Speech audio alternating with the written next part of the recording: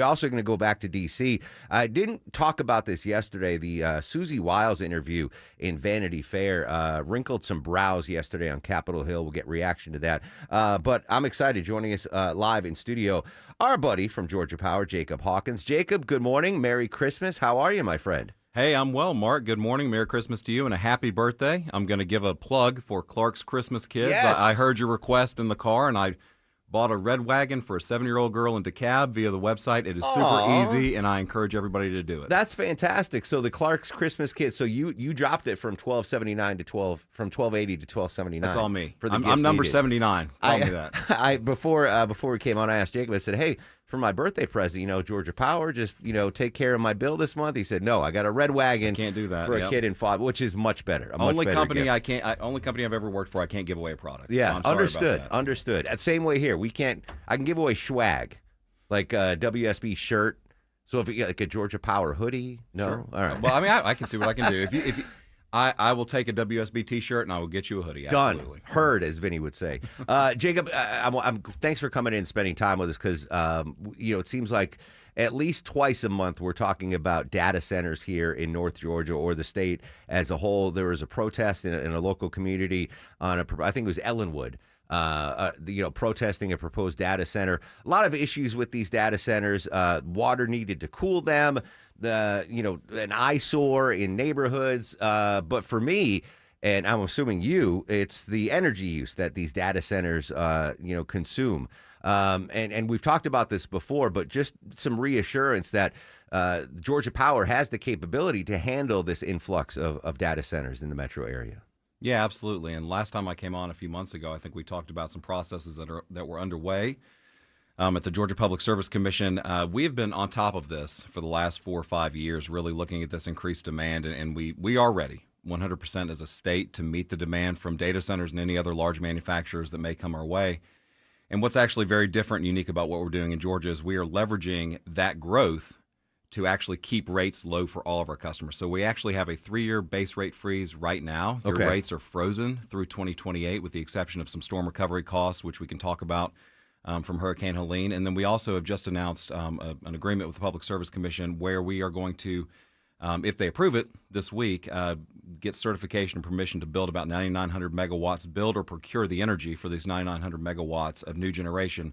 And we're actually going to deliver over $100 in savings for customers, the typical residential customer using 1,000 kilowatt hours a month, starting after our 2028 rate case. So we're doing what we need to do to meet the demand, and we're doing what we need to do to keep rates as low as we can. And project it out. We talked about this last time we were in, because I don't think that energy use is going to slow down anytime soon, right? More people moving to Georgia for a number of reasons. And these big complexes, right? Not just the data centers, but the big automotive plants. I'm sure they use a lot of energy too. So Georgia Power is on guard, ready to take whatever energy needs that are dished out. Absolutely, and we've got a process in place. The Public Service Commission passed new rules and regulations in January that allow us to structure contracts for large energy users, which are over 100 megawatts, in a way that they pay their fair share, and oftentimes the revenue from those customers is more than the cost to serve them. And so what we're going to do is we're going to take that revenue, we're going to apply it to other customer classes like residential and small business to put downward pressure on those rates after 2028. So we've got the structure in place here in Georgia, unlike really anywhere else in the country, where we are managing this growth responsibly. Our regulatory structure allows us to react very quickly, and then we are sort of regularly updating our plans for 2028, 2030, 2035, 10, 15, 20 years out. For a novice listening or a novice asking questions on the radio right now, what's the relationship between Georgia Power and the Georgia Public Service Commission? Do you take orders for them? Do you work with them? Do you guide? What is it, a symbiotic relationship? What exactly is going on between these two heads of state, if you will? That is a great question. And, I grew up in Douglasville. My family's from Atlanta for generations back. When I didn't work for the power company, I didn't pay much attention to the Public Service Commission. It is a tremendously important body. 5 elected officials sit down near the Capitol, and they regulate us.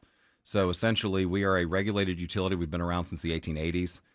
For most of that time, the Georgia Public Service Commission has regulated us. So whenever we want to build new infrastructure, whenever we want to raise or lower rates, because sometimes we do lower rates, whenever we want to retire, power plants that are no longer cost effective, We take plans to the Public Service Commission, and there's a very structured and regular process that we go through.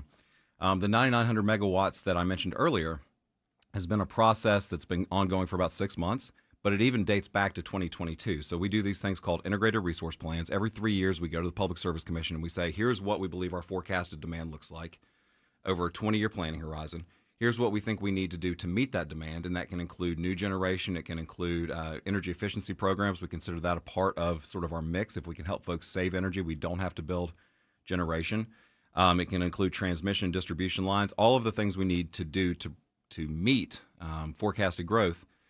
So we go to them, we present this, and it goes through hearings and testimony. Everything's under oath. There's everything that's available on the Public Service Commission's website.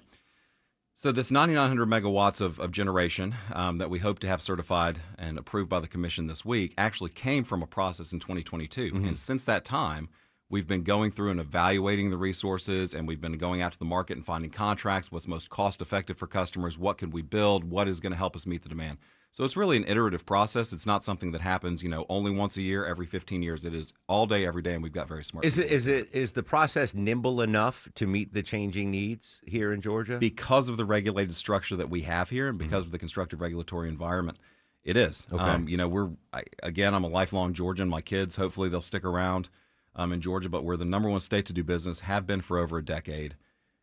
Companies, businesses, people want to move here. People want to move here from the Northeast, from California, from all over the country. And if you look, I'm very proud to be a Georgian. I'm proud that the space we occupy in the Southeast of an economic dynamo. The reason that we can be so competitive is because we have a constructive regulatory process from an energy perspective that allows us to pivot and meet the needs that we need to. Jacob Hawkins from Georgia Power live in studio here on the Mark Arum Show. This relationship between Georgia Power and the Georgia Public Service Commission, is this unique to Georgia, or do other states have a similar setup? Sure. I mean, regulated utilities exist across the country. Okay. So the structure in and of itself is not necessarily unique.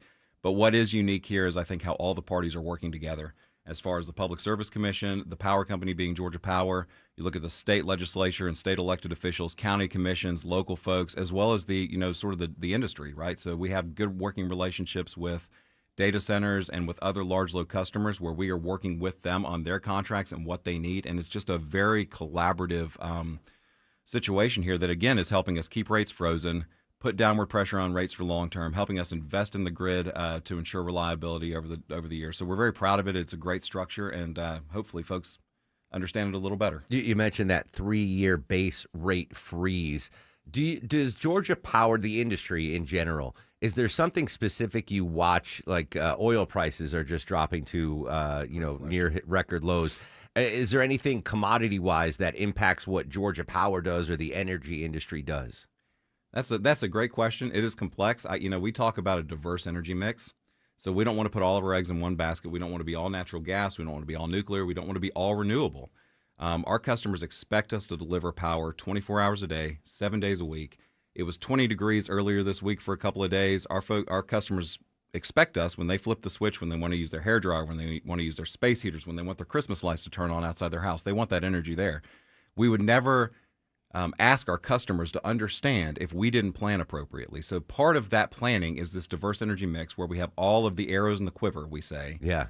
So that if natural gas goes up, we can be flexible. If there's issues with any other fuel source, we can be flexible. We have to plan around all of that to make sure that, again, not just the energy is reliable, but it's affordable as well. And I say this all the time, we never appreciate the turning on the light and the light goes on until the power goes out. And then you realize how often we take for granted, like, just everything. We rely so much on our energy and our power that, if the power's out, let's just say the power's out in my neighborhood this morning, no hot shower, can't make my coffee, like all of these things that we take for granted on a day-to-day basis. So I know you understand that pressure. Absolutely. And, we know every dollar counts, and I really, I'm a Georgia Power customer too. Our executives are Georgia Power customers. Nobody at Georgia Power gets a discount on our electricity, and we pay the same bills. You need a better agent. Well, and I have 3 kids who are young, and they love to watch television. My wife loves to, sleep with, in the air conditioning, with the thermostat on 66, which we don't recommend. We recommended it in the 70s in the summertime. But you know what? That is a value proposition that I'm willing to look at, because electricity does. It delivers everything for us 24 hours a day. It cools our food. It cooks our food. It keeps us comfortable, keeps us entertained. So it's definitely our focus is to keep that energy as affordable as we can and make sure it's reliable and there when you need it. I'm glad you brought that up. So, obviously we're all feeling the pinch right now. Inflation, cost of groceries is going up, cost of housing. I mean, everything's going up. Insurance rates are going up.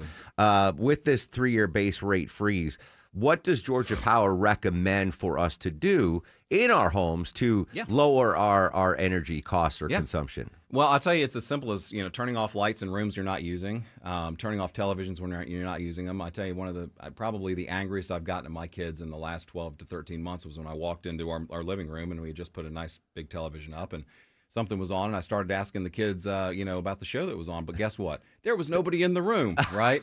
And so then I freaked out and yelled at the kids a little bit. But turn off lights, turn off TVs when you're not using them. We've got tips on our website for thermostat usage and home energy improvements, insulation, that sort of thing. I'll tell you, from a holiday perspective, I do have lights on around my house. I make sure that they're on, not just timers. Like, you go on Amazon, I have something called a Govee timer, that you can get that has apps for your phone that you can set your lights outside when they come on and off, when your tree comes on and off. My wife has a big fish tank. We make sure that's on there so we can set those timers as well. So, use technology to your benefit and make those adjustments where you can. We want folks to enjoy electricity and to be able to enjoy the benefits of it, but there's definitely smart ways to do that. And then another thing I would say is January 1st is a great time to get online and sort of reevaluate the rate you're on. We've got almost 10, I can't remember exactly how many. We've got multiple rate plans. So if you can flex your energy use to times, like, you may work different schedules than others and you may be able to do your laundry or run your dishwasher at different times. That'll save you some money. If you have an electric vehicle, there's other rate options. So there's things that you can do to save money there. I don't want to speak out of turn because Maya handles all the important things at my house, but I think Smart. she has us on a set monthly rate throughout the year. I might be speaking out of turn. Yep, That's a thing. Yep, Right? absolutely. And so that is one of the rate plans that we have that if you really need to predict and plan your monthly output or your monthly expenses on electricity, you can do flat bill and budget bill, and we have some other options where you can sort of sign up for that. Now, it's not immediately. We look at your trends and how much energy you use for a previous period, and then we sort of estimate what you owe. And so that's a great plan for a lot of folks. Quick couple of curveballs. You're probably not prepared for these, Jacob, but urban myths when it comes to electricity.